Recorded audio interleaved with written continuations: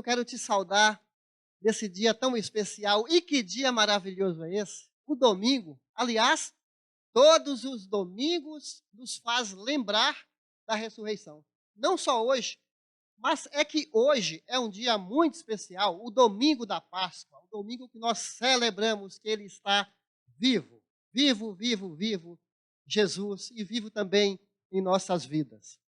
Pessoal, e o tempo está passando e a saudade aumentando, é verdade ou não? Como gostaria de revê-los, de estar pertinho, mas por força maior, por obediência às autoridades, nós estamos limitados de nos vermos pessoalmente, mas estamos em sintonia. As atividades do culto pararam, mas a adoração não para, não é verdade? Porque o Senhor está procurando adoradores. Muito bem, eu quero saudar. Tem alguém aí visitando a gente, para não perder o costume? Um abraço para quem nos acompanha pelo culto online, pelo Facebook. Deus te abençoe e que seja um momento muito especial entre nós agora de manhã. Agradeço aqui a equipe que está nos ajudando no som, aqui minha família também, a Sandra, o Lucas, Laís, o Henrique, o João aqui no Face, o Claudinho lá atrás, e as 3 meninas lá, a Marcela, Vitória e também a Bel. Prazer ter vocês aqui com a gente. Pessoal, nós também temos falado para vocês, Deus tem nos abençoado, quase todos os dias tem vindo pessoas doarem aqui alimentos, nós temos aumentado a quantidade da entrega de cestas básicas, tem surgido mais necessitados, eu quero te encorajar a continuar trazendo de segunda a sexta, das 12 às 18 horas, nós estamos recebendo as doações, estamos também recebendo doações financeiras, o Tiago, querido nosso, é responsável por isso, e vamos continuar interagindo, apesar de estarmos limitados. E também, você sabe, essa questão de contribuição, tem muitas igrejas que exploram as pessoas, mas tem milhares e milhares de projetos maravilhosos, maravilhosos, de pastores sérios, de gente séria, que está sustentando missões, implantando igrejas, missionários, obras de assistência social. A nossa igreja também continua nos bastidores a todo vapor para poder continuar. A igreja não se limita às 4 paredes, a igreja é muito dinâmica, a gente vê isso nas piores crises, e você que é membro da igreja, continue sustentando essa obra, até porque a obediência não depende das circunstâncias. A gente obedece ao Senhor, independente dos momentos bons e momentos maus, conforme a proporção da nossa renda. Então, que Deus abençoe seu orçamento, Deus abençoe sua casa, que Deus mantenha seu trabalho, e vamos estar firmes, porque Ele que é a nossa fonte de renda. Não é a empresa, não é o mundo corporativo, não é nossa capacidade de trabalhar. Quem nos sustenta, a nossa fonte inesgotável de todo bem é o nosso Deus. Eu quero convidar agora o Lucas, meu filho, para nos dirigir agora numa oração e vamos dar sequência, então, ao nosso culto. Oremos, irmãos. Santo Deus, obrigado pela tua misericórdia, clemência diárias, obrigado pela tua fidelidade, obrigado porque tu és o único Deus.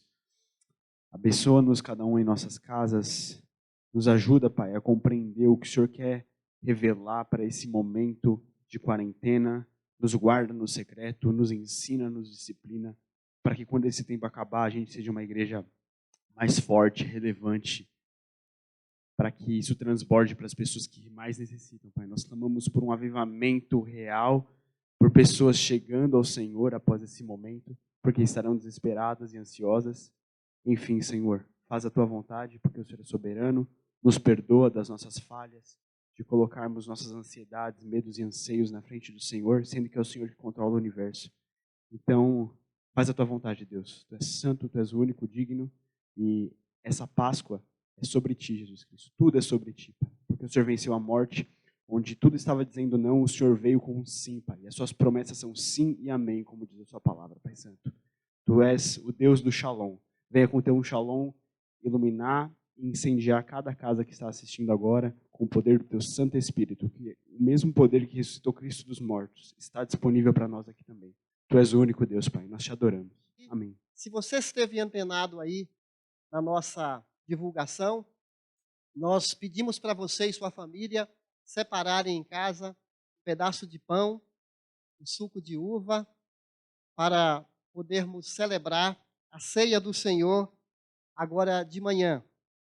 Então eu quero pedir para você também separar sua Bíblia aí, daqui a pouco nós vamos ler uma passagem, e nesse sentido eu quero já deixar você preparado, até porque o Senhor Jesus tinha dito para os discípulos prepararem a ceia no cenáculo. Nós também preparamos aqui, eu agradeço aqui, pessoas que nos ajudaram, Darcy, Genilda, para que pudéssemos ter esse momento assim tão especial.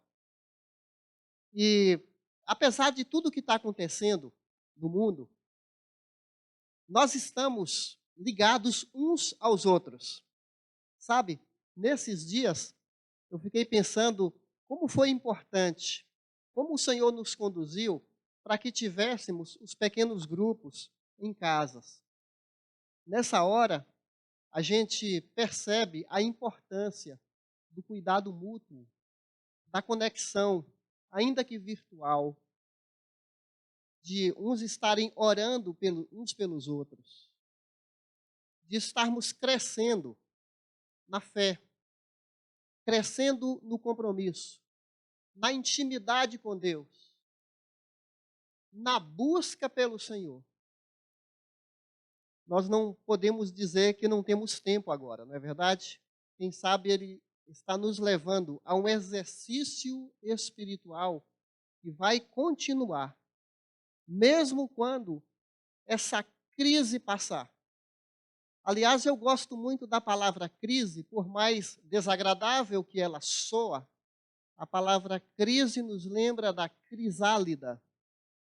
Crisálida, que nos remete ao casulo da borboleta, que a lagarta entra em crise, num processo de dor, de encolhimento, de limitação. É como se ela morresse, a lagarta. E até para ela sair do casulo, é todo um processo dinâmico, de dor, de contrações, para surgir uma linda borboleta. Então a crise fala da crisálida, que é o casulo, a mesma palavra. E nesse sentido, a crise vai nos levar, vai nos fazer nos reinventarmos, a aprender outras maneiras, tanto de trabalho, como também de ser igreja, de aprendermos, nesse momento, o que o Senhor deseja para que nós alcemos novos voos. A crise paralisou, mas a adoração continua. E nós não podemos parar, meus irmãos. Até num culto como esse aqui, nós não podemos desenvolver uma mentalidade de espectador durante o culto, de assistir um evento. O nosso culto é interativo.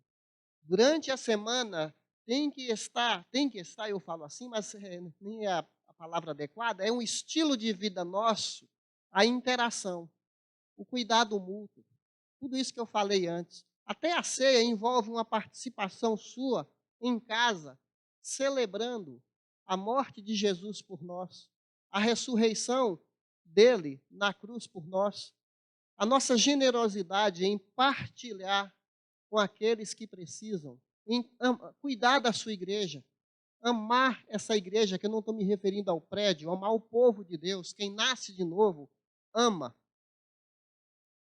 Quem ama a sua igreja, cuida uns dos outros.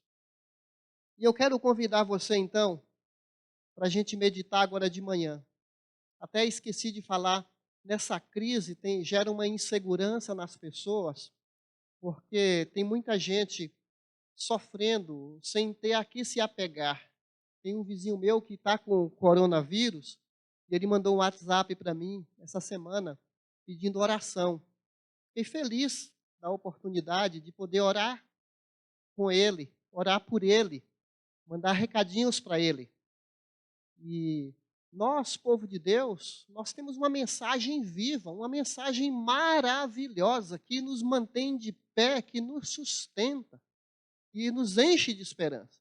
Eu quero convidar você para abrir em 1 Tessalonicenses 4, 13 a 18. Então, abre sua Bíblia, eu espero aqui, ok? 1 Tessalonicenses 4, 13 até o 18. Nós vamos meditar nessa passagem.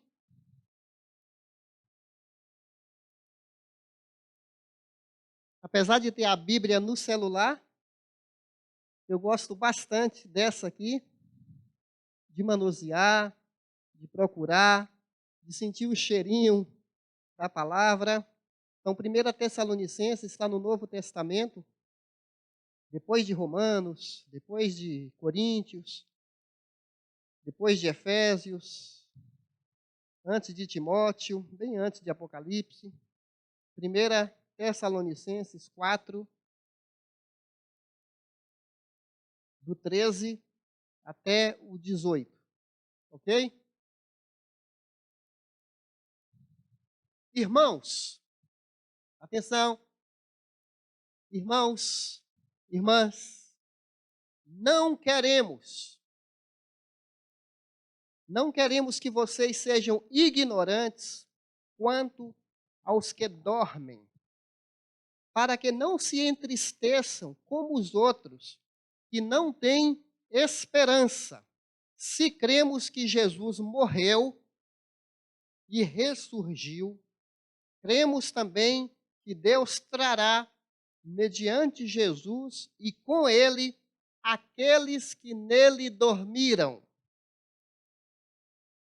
Dizemos a vocês, note bem, pela palavra do Senhor, que nós, os que estivermos vivos, os que ficarmos até a vinda do Senhor, certamente não precederemos os que dormem.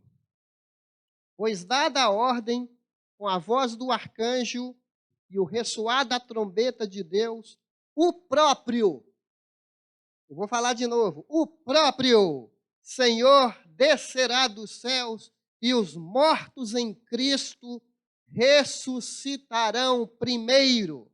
Depois nós, os que estivermos vivos, seremos arrebatados com ele nas nuvens, para o encontro com o Senhor nos ares, e assim estaremos com o Senhor por uns dias. Não, para sempre. E ele conclui no versículo 18: consolem-se uns aos outros com essas palavras. Que texto maravilhoso. Quantas vezes eu já preguei sobre esse texto em funerais, em momentos de luto. Mas eu quero aproveitar, por que só funerais? É palavra de Deus para nós. É uma palavra de Deus que traz para nós, que devolve para nós aquela certeza de que todo cristão é orientado. Observe bem, todo cristão, toda cristã é orientado para viver alegre e confiante quanto ao futuro. Nessa frase, é o eixo do que eu vou tratar agora de manhã. É o assunto principal. Eu vou repetir para fixar em nossa memória.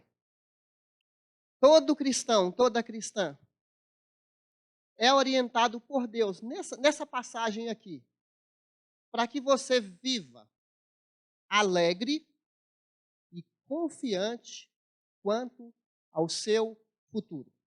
E como nós precisamos de uma palavra como essa. Como nós precisamos, nesses dias, de um espectro, de uma sombra da morte que paira sobre a humanidade. A praga está no ar, assim como o mal, a maldade, está no ar. Esse mundo jaz no maligno. O inimigo de Deus veio destruir, matar, separar famílias, enfraquecer os lares, esfriar a nossa fé, nos distanciar de Deus. Não estou falando só, não temos só o inimigo que é a pandemia. Há outras forças inteligentes, manipuladoras do mal, que estão sabotando, conspirando contra a vontade do Pai.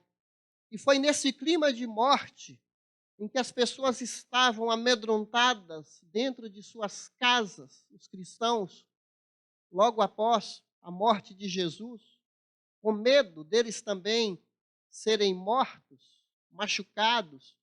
Foi nesse clima de confinamento, quando os discípulos estavam ainda perplexos pela morte do Mestre, no domingo, um domingo triste. Mas foi naquele domingo que Jesus entra dentro daquela sala, daquela casa, e ele saúda com a vida, com a paz. Ele ressuscitou. E ele traz a vida. Ele traz uma mensagem de esperança para aqueles que estavam com tanto medo.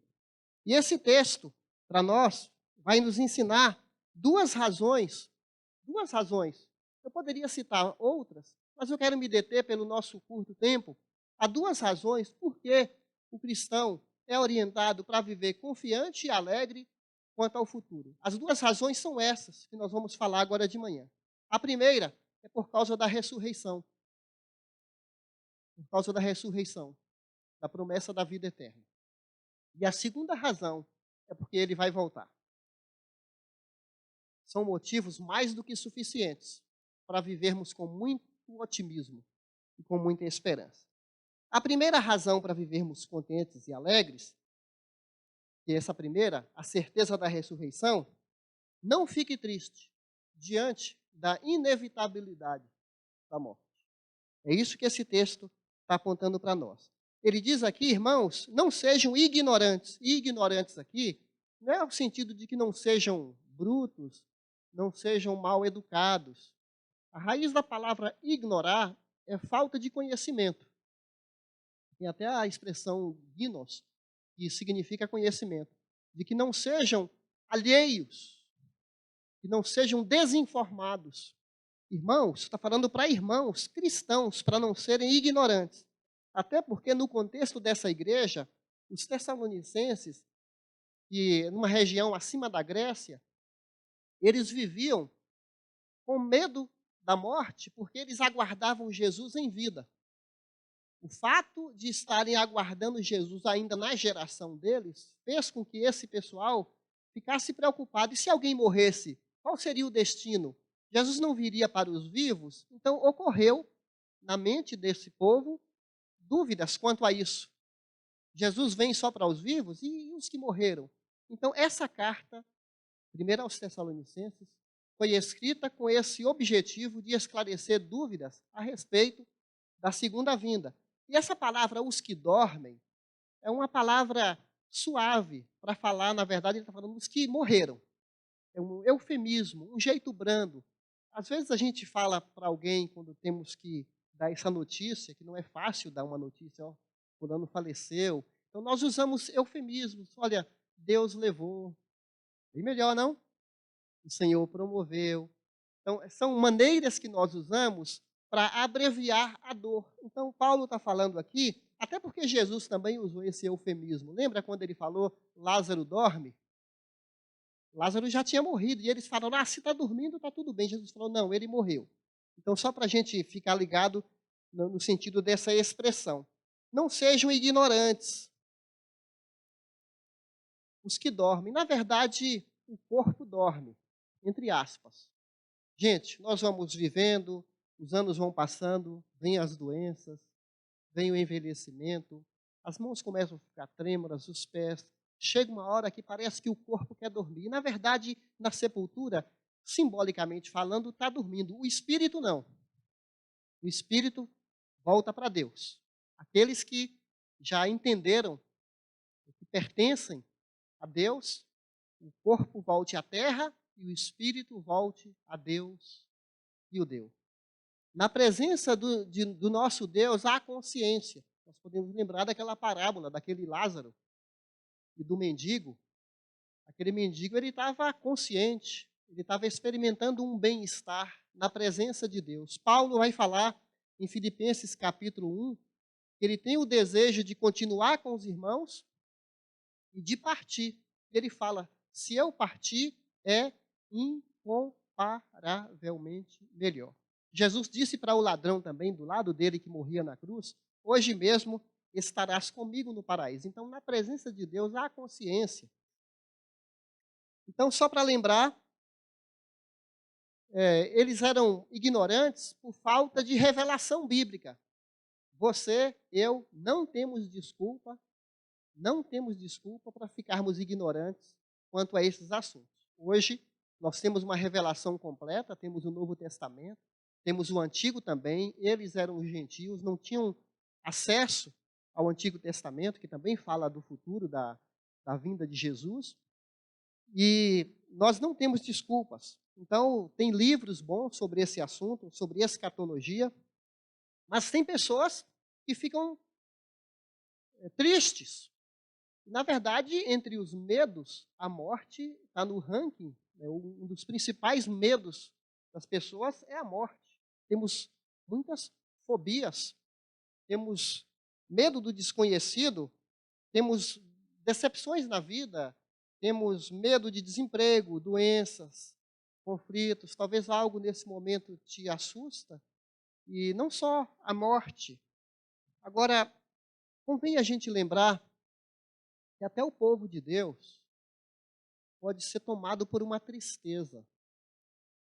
Porque os discípulos, em Lucas capítulo 24, após a morte de Jesus, tinha 2 discípulos andando pelo caminho com semblantes tristes, carregados.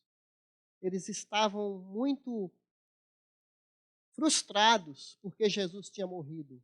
E naquele dia, foi naquele domingo que Jesus ressuscitou, ele se posiciona do lado deles, caminha com eles e vai conversando com eles, o coração deles vai aquecendo e Jesus vai falando para ele, convinha que o Filho do Homem fosse morto, fosse torturado, mas ele ressuscitou e os profetas, os salmos testificam a meu respeito. Então, até os cristãos, infelizmente, podem ser tomados por uma tristeza que toma conta que não deveria, porque Jesus estava ali aquecendo os corações deles. O que deixa você deprimido? O que deixa você triste? Sabe? Uma compreensão errada da morte gera tristeza. Uma compreensão equivocada da morte gera tristeza. Infelizmente, até no meio cristão, tem pessoas que nem gostam de falar sobre morte, sendo que ela é inevitável. Nós temos que estar preparados para esses momentos. E mesmo nesses dias, se o Senhor nos levar por algum tipo de doença, por alguma situação acidental, ainda assim, Ele está no controle. E preciosa é a morte dos seus santos aos olhos do Senhor. Se não me falha a memória, é o Salmo 116 que vai falar sobre isso. E aqui convém a gente distinguir, irmãos, aqui no nosso texto, convém distinguir quem são os irmãos e quem são os outros, que na outra tradução fala os demais, que não têm esperança. Olha só, há uma distinção entre 2 povos, os irmãos e os demais que não têm esperança. Ele nem está falando de outras religiões. Ele está falando que para o povo de Deus há uma esperança e para os demais não tem.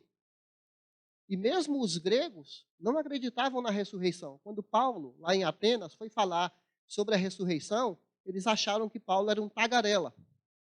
E estava falando de algo que eles não concordavam. E há muitas ideias equivocadas sobre a ressurreição. Mesmo Sócrates, que falava da imortalidade da alma, mas ele falava mais numa especulação filosófica, mas os gregos não tinham garantia depois dessa vida, não acreditavam na ressurreição do corpo, porque eles acreditavam que o corpo era mau, a matéria era má. E até os existencialistas, eles falam que a vida é um absurdo, que o ser humano é um projeto falido, que morreu, apodrece, não tem mais esperança nenhuma. Que tristeza pensar assim. Morreu, acabou. É o pensamento de muita gente em nossos dias. Algumas pessoas acham que vão se reencarnando, um ensinamento espiritualista que vão se reencarnando, reencarnando, o tempo vai passando, numa encarnação, na outra, infinitamente, até chegar num ponto em que a pessoa vai alcançar a perfeição plena. Alguns creem numa doutrina que vão passar por um purgatório, que vão ficar lá quanto tempo? 1000 anos? 5.000 anos? 20.000 anos? Se purificar? E quando termina essa purificação? Aqui nós estamos vendo uma revelação do Senhor, que os mortos ressuscitam. Os coríntios não estavam acreditando. E Paulo, lá em 1 Coríntios capítulo 15, ele fala que se os mortos não ressuscitam, se Jesus não ressuscitou, a nossa fé será vã. Vamos ter que jogar fora 2.000 anos de história, 2.000 anos de literatura, de arte cristã, 2.000 anos de hospitais, de assistência social, de movimentos de ajudar as pessoas. Vamos jogar tudo isso é sustentado em cima dessa base. A ressurreição é o pilar da nossa fé. Toda a igreja de Jesus, ela é sustentada em cima dessa verdade que Jesus ressuscitou. E aqui no nosso texto, há uma declaração, aqui no versículo, se cremos que Jesus morreu e ressurgiu, no versículo 14, a construção grega não permite dúvida. Talvez paira no ar, aqui, se cremos que Jesus morreu e ressurgiu, mas uma tradução mais feliz é essa: uma vez que Jesus morreu e ressuscitou, ele vai voltar. Nós estamos ancorados, firmados nessa verdade. Não há dúvida para essa construção gramatical. É uma vez, e aqui ele faz um resumo de um credo: Cristo morreu e ressuscitou. A igreja primitiva tinha credos, tinha afirmações para consolar o povo. É a mesma que tem em 1 Coríntios 15. Cremos que Jesus morreu e ressuscitou ao terceiro dia. Essa crença, essa afirmação é chamado credo apostólico, que da luta, na hora da dificuldade, da tribulação, da provação, ela é um credo de conforto. É um credo que nos conforta. Continuando aqui, a segunda verdade que nós vamos falar agora é sobre a volta do Senhor. A certeza do retorno de Jesus. Assim como a morte é inevitável, o retorno de Jesus também é inevitável. A história humana não vai terminar em fracasso. O mundo não está desgovernado.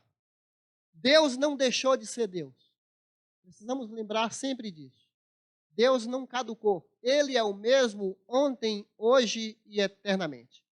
Haverá um final feliz. Eu gosto de final feliz. Não sei você, como já dizia o Gerson, né? Não sei você, mas eu gosto de filmes de um final feliz. Você gosta também?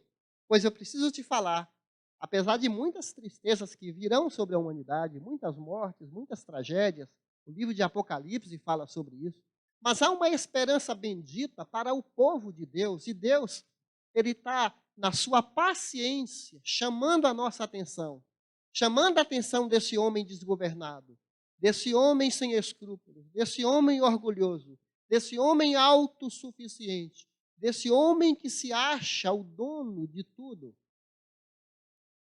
Deus está chamando a nossa atenção, como nós somos frágeis, como nós somos vulneráveis. Um vírus não é um vírus de grande proporção, de grande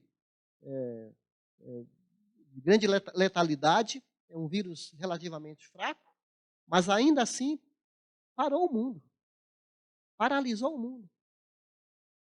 Talvez a Terra precisa descansar, não? O planeta, as pessoas, parar para refletir. Nesse momento, tenho certeza que Deus está chamando a atenção da humanidade para essências da vida tão mais importantes do que o egoísmo, do que essa vida centrada em si mesmo. Haverá uma grande tribulação no futuro, que aqui em Tessalonicenses fala, capítulo 1, versículo 10, que a vinda de Jesus é para nos livrar da ira futura. 1 Tessalonicenses 1, versículo 10. Ele termina dizendo: esperar do céu seu Filho, a quem ressuscitou dos mortos, Jesus, que nos livra da ira que há de vir. E 5:9 também vai falar: Deus não nos destinou para a ira, mas para recebermos a salvação por meio do nosso Senhor Jesus. E ele então, no versículo 16, dada a palavra de ordem, lembra que Jesus ordenou que Lázaro ressuscitasse? Ele vai um dia ordenar que todos ressuscitem. Gente, vai ser maravilhoso demais. A voz do arcanjo, a trombeta de Deus vai soar. A trombeta era tocada em Israel em grandes acontecimentos. Momentos de guerra, momentos de alegria, tocava-se a trombeta. E aqui fala que o próprio Senhor voltará, vai descer dos céus, vai descer de maneira visível, audível. Não nesse momento agora, que vai ser o arrebatamento da igreja. Eu já estou falando aqui da segunda vinda. Ele voltará. Nesse momento é o arrebatamento da igreja. Os que morreram vão ressuscitar primeiro, mas não estarão em vantagens, porque nós também vamos ressuscitar. Aqui fala numa ordem: primeiro os mortos, depois os vivos serão transformados. Haverá uma geração de pessoas vivas que vão ressuscitar logo em seguida aos mortos. Esses corpos dos mortos se unirão a seus espíritos, e nós, os vivos, já com corpos glorificados, semelhantes ao corpo de Jesus, vamos subir com eles e vamos estar para sempre com Deus. É uma esperança, gente, que não tem igual. É algo que vai acontecer de uma hora para outra. Nós cremos na vinda de Jesus como uma vinda iminente. Pode acontecer a qualquer momento. Nós cremos que não precisamos do cumprimento de nenhuma profecia para Jesus chegar. Aqueles anjos falaram no momento que ele subiu: este mesmo Jesus que vocês estão vendo subir, esse mesmo Jesus voltará. A igreja tem aguardado esse momentoso, esse grandioso dia. Tito 2,14 fala para a gente aguardar a bendita esperança, educando-nos para renegadas as nossas paixões, dizendo não para nossas paixões. É para a gente viver em ardente expectativa, de maneira sóbria, de maneira justa, de maneira piedosa. Tito 2,14 aqui. Essas duas verdades são fundamentais para nos darem sanidade mental, para nos darem tranquilidade, para nos darem segurança, a certeza de que haverá uma ressurreição. Jesus abriu o caminho na nossa frente. E aqui fala que os que morreram, os antigos que morreram. Eu desejo ver minha mãe, desejo ver minha irmã, que já foram primeiro. Eu vou encontrá-las. Eu não vejo a hora. E a volta de Jesus também. É para a gente viver de maneira otimista, esperançosa, meus irmãos. Então, que Deus conforte seu coração. Ele termina dizendo que o Senhor conforte uns aos outros com essas palavras. Isso é para a gente contagiar. Não tem um vírus de morte aí? É para a gente contagiar com a vida de Jesus, que neutraliza todos os nossos temores, que apaga esses medos que a gente tem. O contágio do Evangelho, das boas notícias de vida eterna. É isso que eu te desejo, e que Deus nos use para contagiarmos o vírus da vida, o antídoto da vida, Jesus. Amém?